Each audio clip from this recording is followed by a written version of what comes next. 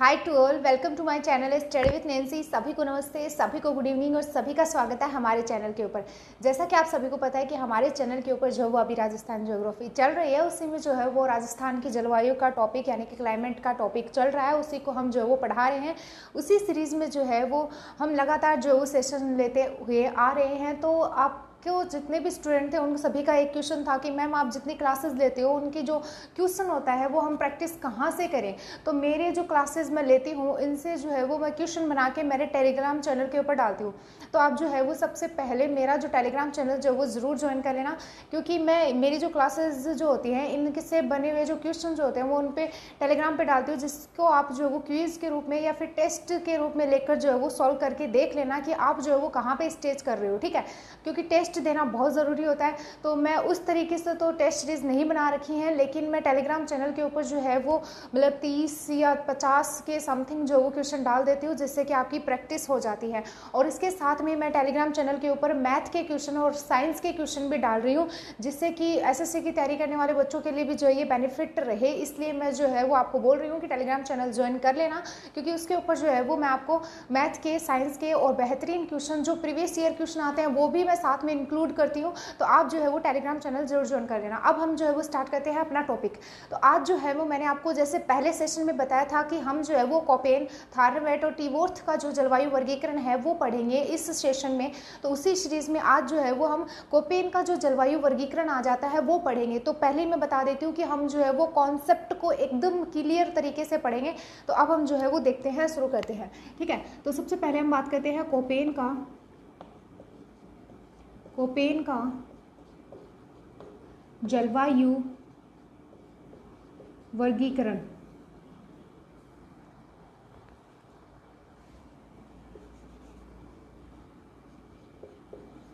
Koppen का जलवायु वर्गीकरण।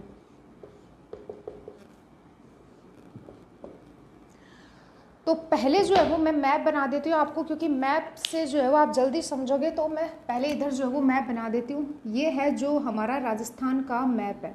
ठीक है, ये हमारे राजस्थान का मैप है। और इस मैप में जैसा कि मैंने आपको पहले सेशन में बताया था, राजस्थान के जलवायु के प्रकार। राजस्थान के जलवायु के प्रकार जो है वो मैंने पहले सेशन में आपको बता दिया कि 5 प्रकार होते हैं। उसी प्रकार कोपेन ने भी जो है वो राजस्थान के जलवायु के प्रकार बताए हैं। उनके भी जो वो 5 प्रकार आ जाते हैं, जो लगभग जो हमारी जो राजस्थान की जलवायु जो दी गई है उसी में मिलते जुलते आते हैं। यानी कि ज़्यादातर हमने हिस्सा जो है वो कोपेन का ही लिया है। ठीक है, तो अब हम बात करें तो ये जो हिस्सा आ जाता है और ये हिस्सा, ये जो है वो AW आता है। अब आप बोलोगे मैम AW क्या, तो ये भी हम जो है वो एक एक वर्ड को अच्छे तरीके से जो है वो आपको समझा देंगे। ठीक है, और इसके साथ में जो है वो ये जो क्षेत्र आ जाता है, ये आता है BW HW, ये BS HW और ये आ जाता है CWG। ठीक है, ये जो है वो कोपेन के द्वारा राजस्थान की जलवायु को 4 भागों में विभक्त किया गया है। यानी कि कोपेन के द्वारा राजस्थान की जलवायु को 4 भागों में बांटा गया है। और राजस्थान की जलवायु को कितने भागों में बांटा गया है, तो 5 भाग आ जाते हैं, जो कि मैंने आपको पहले सेशन में पढ़ा दिया है। ठीक है, तो ये जो है वो कोपेन के द्वारा जलवायु का वर्गीकरण ऐसे किया गया था। अब हम जो वो इसको अच्छे तरीके से पढ़ेंगे। ठीक है, तो सबसे पहले बात आ जाती है कि कोपेन का जन्म कहाँ पे हुआ। कोपेन का जन्म जो है वो रूस में हुआ था। फिर बात आती है कि कोपेन का निधन कहाँ पे हुआ था, तो इनका निधन हुआ था ऑस्ट्रेलिया में। ऑस्ट्रेलिया में इनका निधन हुआ था। कोपेन को रूस व जर्मनी की नागरिकता प्राप्त थी।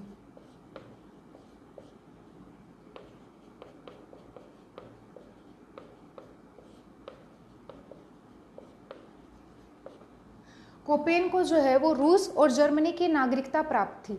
अब आता है कि कोपेन जो था वो वैश्वीकरण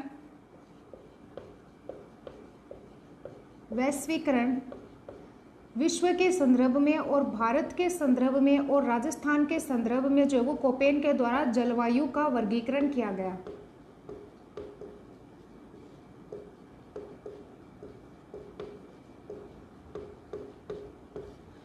वैश्वीकरण, विश्व के संबंध में, भारत के संबंध में, राजस्थान के संबंध में कोपेन के द्वारा जलवायु का वर्गीकरण किया गया। ठीक है, फिर अगर हम बात करें तो कोपेन के जलवायु का जो वर्गीकरण किया गया था वो आनुभाविक वर्गीकरण आता है, यानी कि कोपेन के द्वारा जो जलवायु का वर्गीकरण किया गया था वो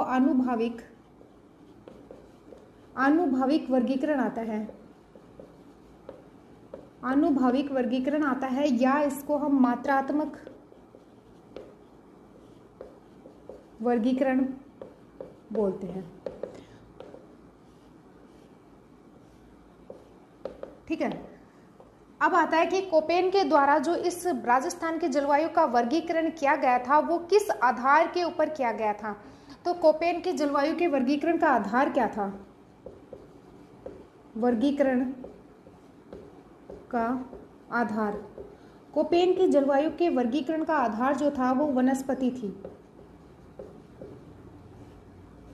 वनस्पति थी। इन्होंने प्रस्तुत की, कब प्रस्तुत की?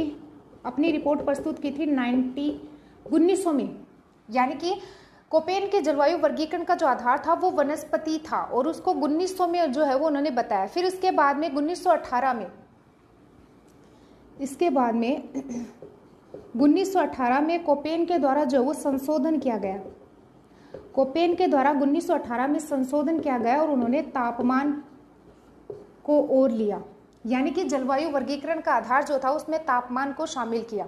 ठीक है, तो अब जो है वो कोपेन के वर्गीकरण का आधार कितने हो गए हैं? तो एक तो जो है वो वनस्पति कोपेन के जलवायु वर्गीकरण का आधार मानी जाती है और इसके साथ में तापमान जो आता है वो भी कोपेन के जलवायु वर्गीकरण का आधार माना जाता है।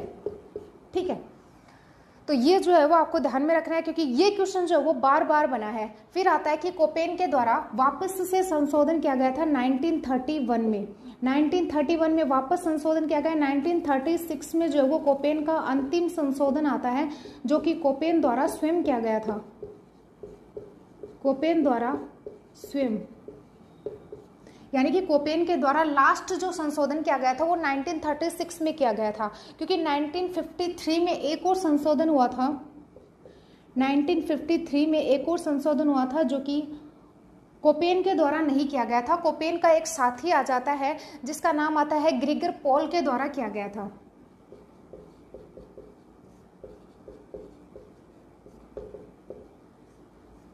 पोल के द्वारा संशोधन किया गया था, यानी कि कुल कितने संशोधन हुए थे? तो 1 2 3 4 बार जो है वो कोपेन के द्वारा जो जलवायु का वर्गीकरण दिया गया था उसमें संशोधन किए गए थे। और कोपेन के जलवायु का जो वर्गीकरण आता है उसमें उसका आधार था सांकेतिक, यानी कि जैसा कि आप यहाँ पे देख सकते हो कि संकेतों में, या फिर हम बोल सकते हैं कि संकेतों में या चिन्हों के रूप में जो है वो उनके द्वारा इसका आधार रखा गया था। ठीक है, जैसा कि इसमें बताया गया है। फिर अगर हम बात करें तो जो कोपेन जो है उन्होंने जलवायु वर्गीकरण की प्रेरणा जो है वो किससे ली थी, यानी कि कोपेन के द्वारा जलवायु वर्गीकरण की प्रेरणा किसके द्वारा किससे ली गई थी? प्रेरणा किससे ली थी? कोपेन ने जलवायु वर्गीकरण की प्रेरणा किससे ली थी? तो वो कैंडोले से ली थी। कोपेन ने जलवायु वर्गीकरण की प्रेरणा जो है वो कैंडोले से ली थी। कैंडोले ने 1874 ईस्वी में, यानी कि कैंडोले के द्वारा 1874 ईस्वी में जलवायु वर्गीकरण का आधार कैंडोले के द्वारा भी जो किसको माना गया था? तो वनस्पति को माना गया था, वनस्पति व तापमान को माना गया था।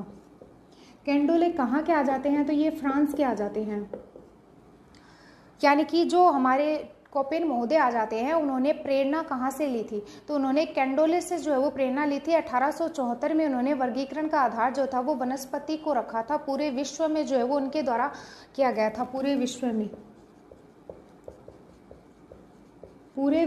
जो है वो इनके द्वारा ये जलवायु का वर्गीकरण किया गया था। फिर अगर हम बात करें तो जलवायु के वर्गीकरण के आधार में तापमान, वर्षण के मासिक मानों के आधार पे 5 प्रकार बताए थे कोपेन ने। लेकिन उससे पहले हम जो कैंडोले के द्वारा जो दिया गया है वर्गीकरण उसके बारे में थोड़ा पढ़ लेते हैं। कैंडोले के द्वारा जो वर्गीकरण दिया गया था उसमें आप इधर देखो, ये हमारा अर्थ, ठीक है, इसके मध्य जो है ये रेखा आती है। इसको हम भूमध्य रेखा बोलते हैं, जैसा कि आप सभी को पता ही है। इसको बोलते हैं मेगाथर्मल, यानी कि भूमध्य रेखा पे सर्वाधिक गर्म सर्वाधिक तापमान होता है, इसलिए अत्यधिक तापमान वाले प्रदेश में जो वनस्पति विकसित होती है उसको हम बोलते हैं, यानी कि अत्यधिक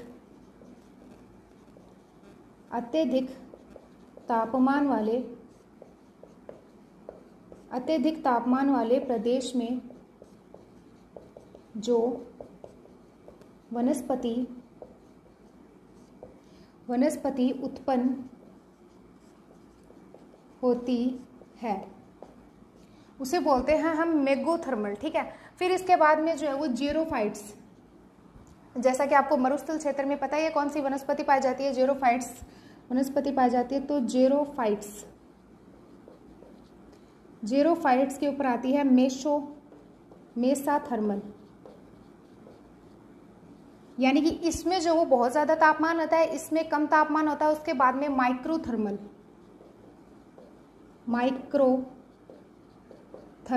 इसमें जो है वो कम तापमान होता है। उसके बाद में अगला आ जाता है हेकिस्टोथर्मल,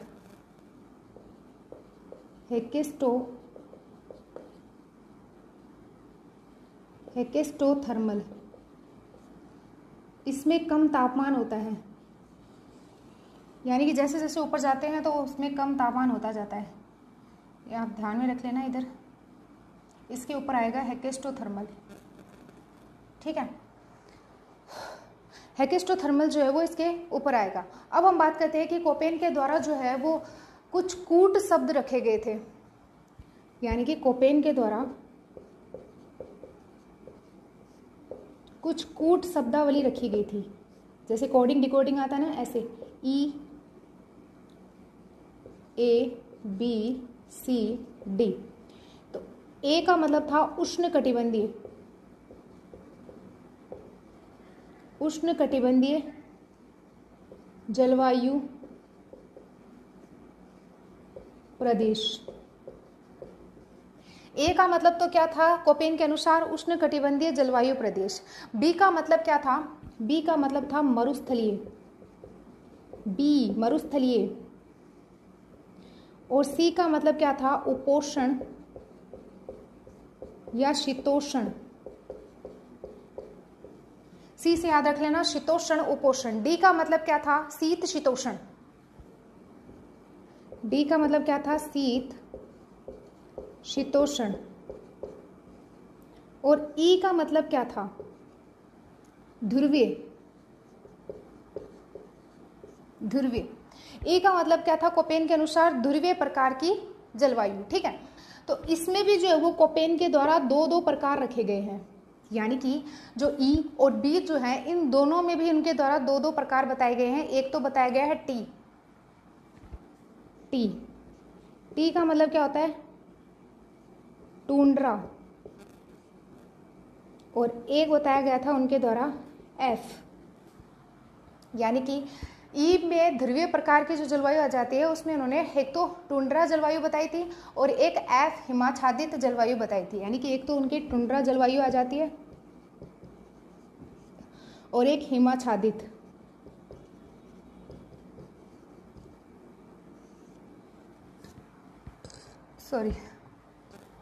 हिमाच्छादित जलवायु आ जाती है। इसी प्रकार उनके द्वारा जो है वो मरुस्थलीय में दो प्रकार बताए गए थे। एक तो एस आता है, एस का मतलब समर, यानी कि अर्धशुष्क। और डब्लू का मतलब उनके द्वारा बताया गया था मरुस्थल यानी कि शुष्क। जैसे कि यहाँ पे यूज किया गया डब्लू यानी कि मरुस्थल यानी कि शुष्क, पूरी तरह से शुष्क। ये जो है वो उनके द्वारा शब्दावली का यूज किया गया था। अब हम जो है वो इसका क्विक रिवीजन कर लेते हैं, फिर उसके बाद में जो है वो जो स्मॉल लेटर में जो कोपेन के द्वारा जो वर्गीकरण दिया गया था उसके बारे में देखेंगे।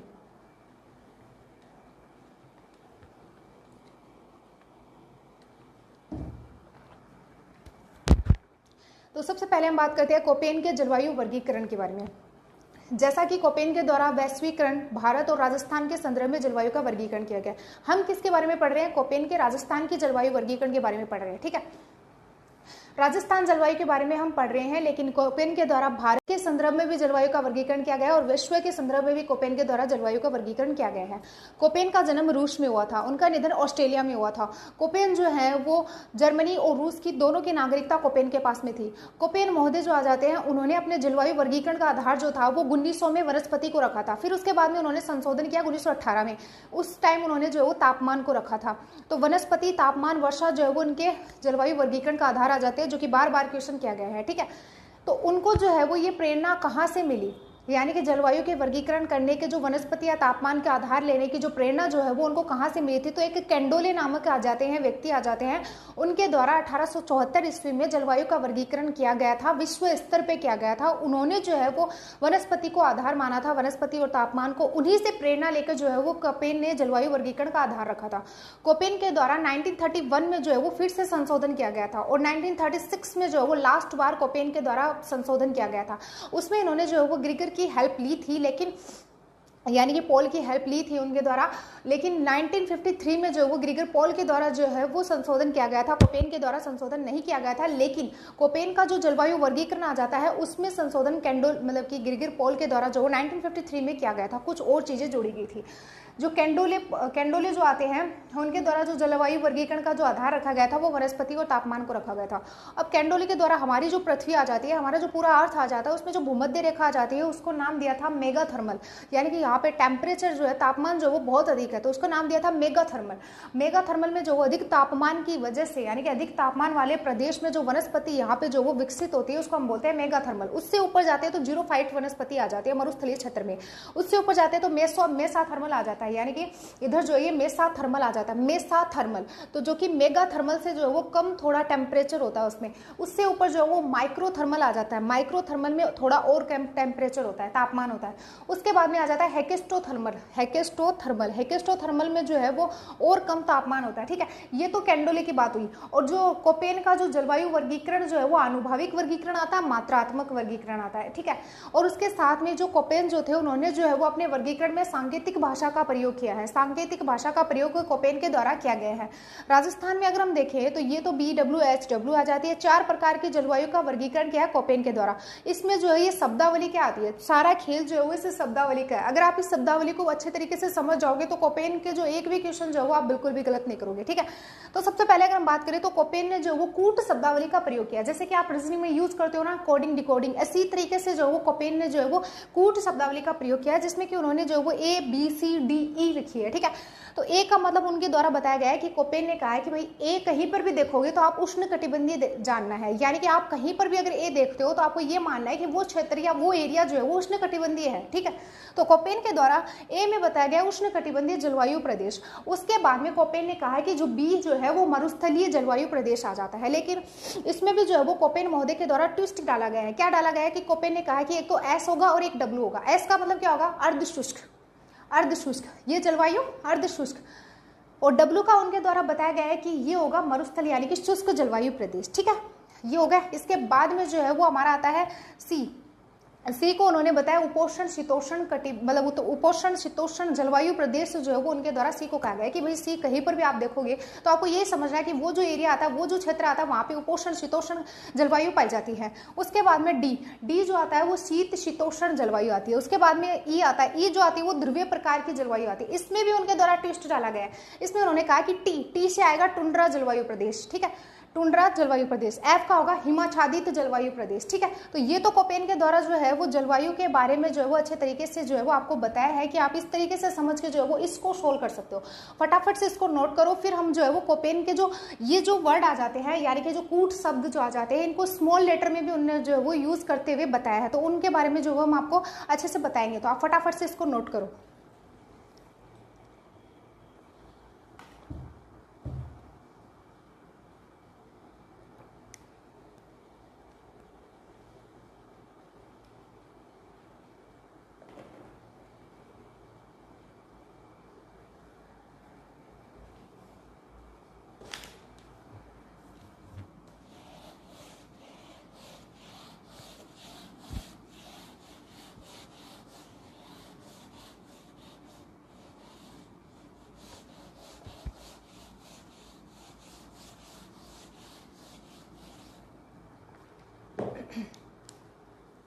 आ जाता है डी।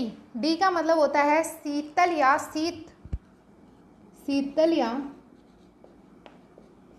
शीत दृश्य। ठीक है, ये जो है वो कोपेन के द्वारा यूज किए गए हैं। तो आप इसको जो है वो फटाफट से नोट करो, फिर हम जो है वो आपको इसमें समझाते हैं।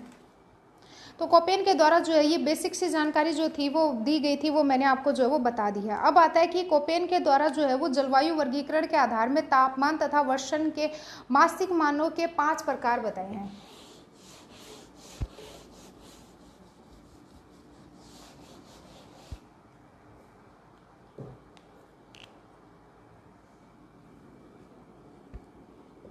तापमान व वर्षण के मासिक मानों के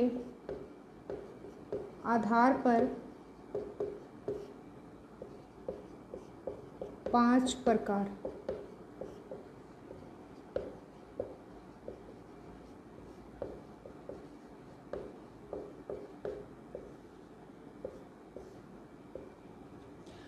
कोपेन का जो जलवायु वर्गीकरण का जो आधार आता है, कोपेन का जलवायु वर्गीकरण का जो आधार आता है, उसमें कोपेन के द्वारा तापमान व वर्षण के मासिक मानों के आधार पर 5 प्रकार बताए हैं, जिनके नाम क्या क्या आ जाते हैं। उसमें एक तो आ जाता है उष्णकटिबंधीय।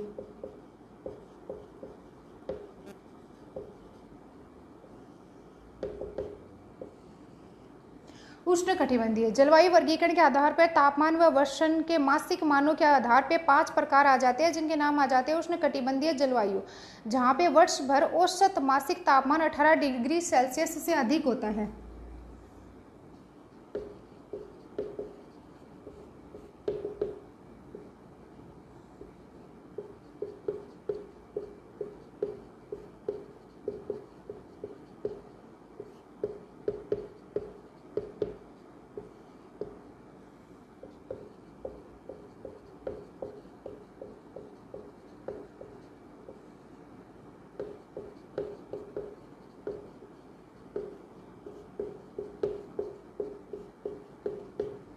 उष्णकटिबंधीय जलवायु जहां पर औसत मासिक तापमान यानी कि वर्ष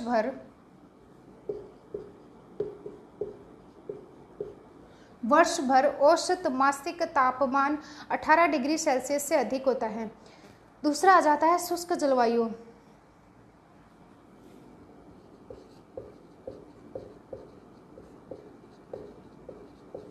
शुष्क जलवायु में तापमान की तुलना में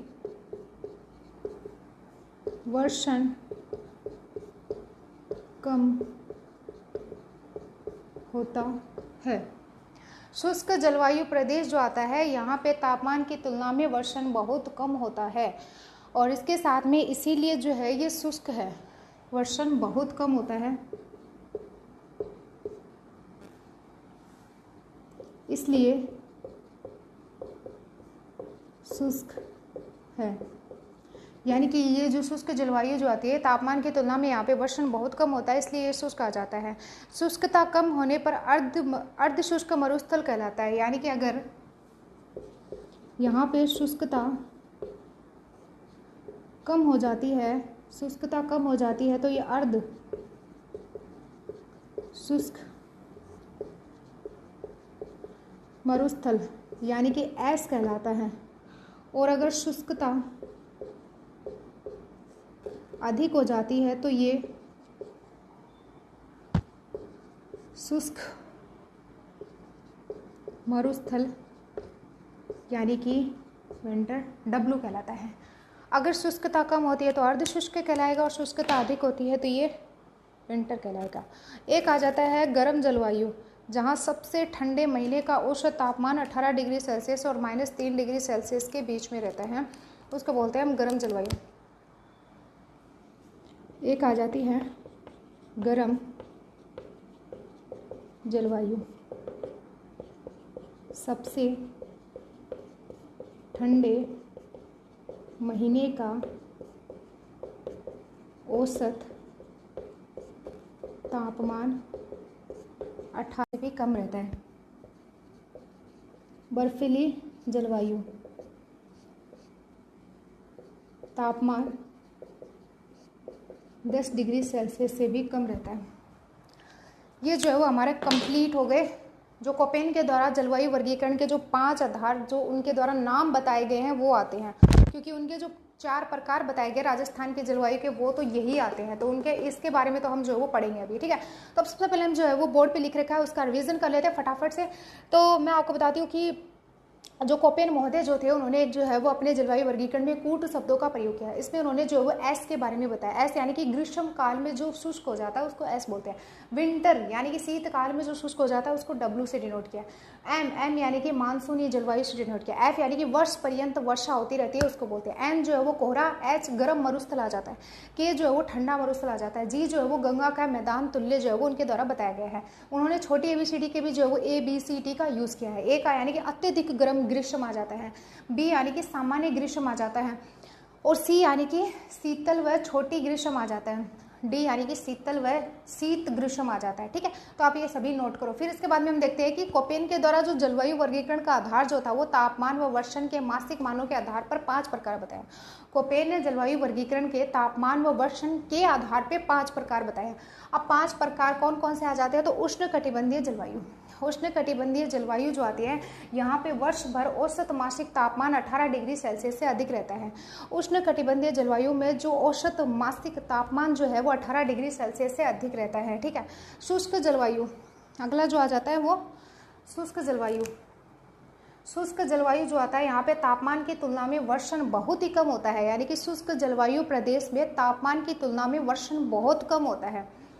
फिर इसके बाद में इसीलिए इसको किस नाम से जाना जाता है? शुष्क जलवायु कहा जाता है। अगर शुष्कता कम हो जाती है तो वहाँ पे अर्ध शुष्क मरुस्थल होता है, यानी कि ऐस होता है। अगर शुष्कता कम हो जाती है वहाँ पे अर्ध शुष्क मरुस्थल होता है, यानी कि ऐस होता है। अगर शुष्कता अधिक हो जाती है तो वहाँ पे शुष्क मरुस्थल होता है, यानी कि डब्ल्यू होता है, ठीक है। उसके बाद में अगर हम बात करें तो हमारा अगला आ जाता है तीसरा, गर्म जलवायु। गर्म जलवायु सबसे ठंडे महीने का औसत तापमान 18 डिग्री सेल्सियस से -3 डिग्री सेल्सियस के बीच रहता है। सबसे गर्म महीने गर्म जलवायु जो आती है इसमें सबसे ठंडे महीने का जो औसत तापमान जो है वो 18 डिग्री सेल्सियस और -3 डिग्री सेल्सियस के बीच में रहना चाहिए।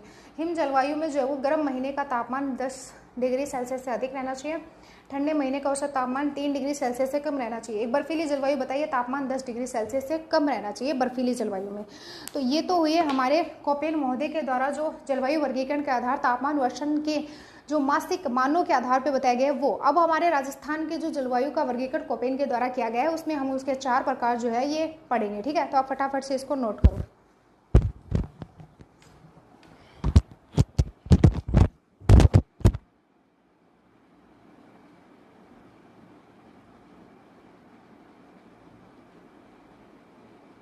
हम देखते हैं कि जो कोपेन के द्वारा जो जलवायु वर्गीकरण किया गया है राजस्थान का, उसमें सबसे पहले जो जलवायु आती है वो AW जलवायु आती है।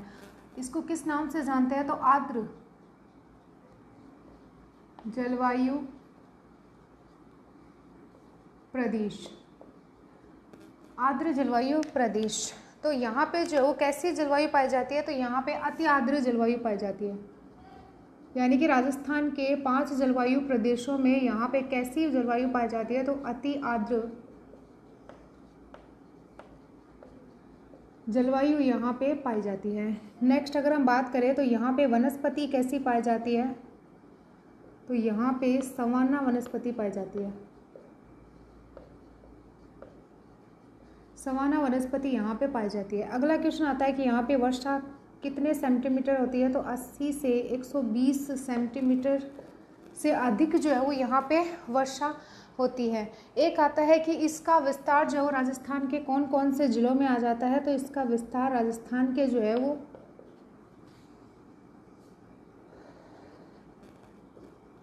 कोटा, बारा, झालावाड़, कोटा, बारा, झालावाड़, डूंगरपुर, बांसवाड़ा और एक आ जाता है माउंट आबू। कोटा, बारां, झालावाड़, डूंगरपुर, बांसवाड़ा, माउंट आबू और इसके साथ में जो है वो चित्तौड़गढ़ का कुछ भाग आ जाता है। चित्तौड़गढ़ का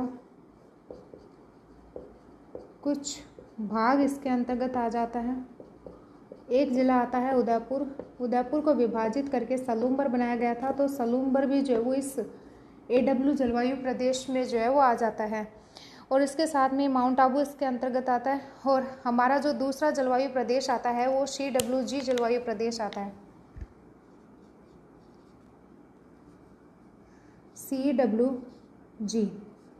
CWG जलवायु प्रदेश जो आता है वो उपाद्र जलवायु आता है। उपाद्र जलवायु। यहाँ पे कैसी जलवायु पाई जाती है, तो यहाँ पे आर्द्र उपाद्र जलवायु जो वो यहाँ पे पाई जाती है। यहाँ पे वर्षा कैसी होती है, कितनी होती है, कैसी तो क्या होगी। यहाँ पे वनस्पति कैसी पाई जाती है, तो यहाँ पे मानसूनी प्रकार की वनस्पति पाई जाती है। यहाँ पे वर्षा कितनी होती है, तो वर्षा यहाँ पे 40 से 80 सेंटीमीटर तक जो है वो यहाँ पे वर्षा होती है। अब क्वेश्चन आता है कि इसका विस्तार राजस्थान के कौन कौन से ज़िलों में आ जाता है। तो इसका अगर हम देखें विस्तार, अगर हम देखें तो इसका विस्तार आता है जयपुर ग्रामीण, कोटपुतली, बहरोड, खैरथल, तिजारा, अलवर, डीग, भरतपुर, धौलपुर, करौली, सवाई माधोपुर,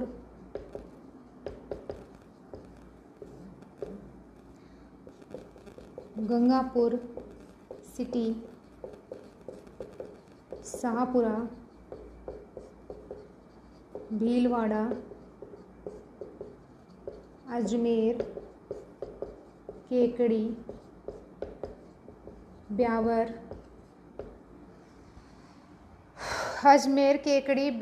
और इसके साथ में जो है वो राजसमंद, सिरोही, प्रतापगढ़, चित्तौड़गढ़, बूंदी, दौसा, टोंक, भीलवाड़ा, शाहपुरा, डीग, भरतपुर, सवाईमाधोपुर, गंगापुर सिटी, प्रतापगढ़, राजसमंद और सिरोही में जो है वो इसका विस्तार आ जाता है। अगली हमारी जो जलवायु आती है BSH, जो कि अर्ध वर्षा यहाँ पे कैसी होती है, कितनी होती है, कैसे तो क्या होगी, 10 से 20 सेंटीमीटर होती है। वनस्पति यहाँ पे मरुदभिद वनस्पति पाई जाती है, या जीरोफाइट्स वनस्पति जो है वो यहाँ पे पाई जाती है। इसका विस्तार राजस्थान के कौन कौन से ज़िलों में आ जाता है, तो एक तो गंगानगर में आता है।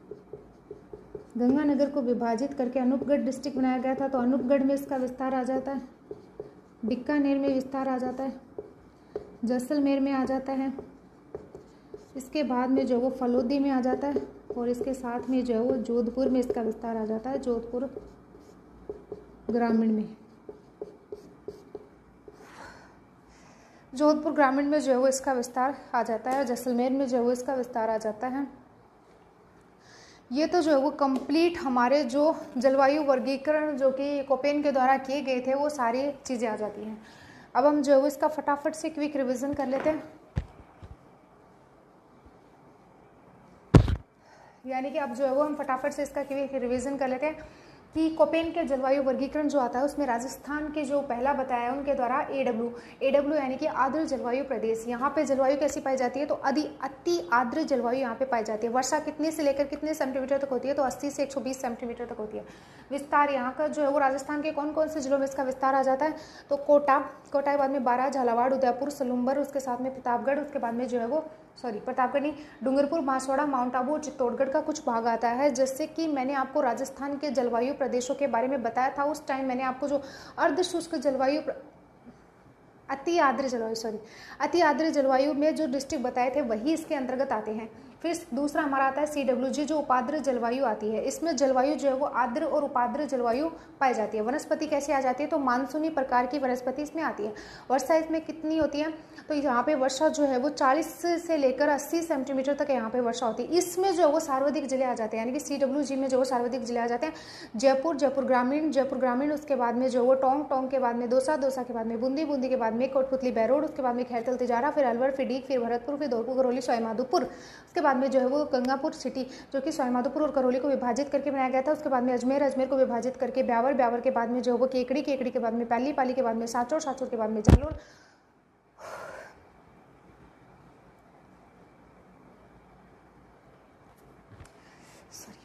फिर जो है वो डीग के बाद में भरतपुर, धौलपुर, करौली, सवाईमाधोपुर, गंगापुर सिटी, शाहपुरा, भीलवाड़ा, बूंदी, दौसा, टोंक और उसके बाद में जो वो सिरोही डिस्ट्रिक्ट आ जाता है। और उसके बाद में प्रतापगढ़, चित्तौड़गढ़, इधर से चलना, प्रतापगढ़ आएगा, फिर चित्तौड़गढ़ आएगा, फिर उसके बाद में राजसमंद आएगा और उसके बाद में जो वो सिरोही आ जाएगा। क्योंकि साचौर जो है वो किसके अंतर्गत आएगा, अर्ध शुष्क जलवायु प्रदेश के अंतर्गत साचौर और जालोर आएंगे। ये कन्फ्यूजन कर देंगे, RS के लिए बहुत ज़्यादा इंपॉर्टेंट है। क्योंकि अभी जो है वो ऐसा नहीं है कि आपको सिर्फ जलवायु का नाम दे देंगे और ऐसा पूछ लेंगे।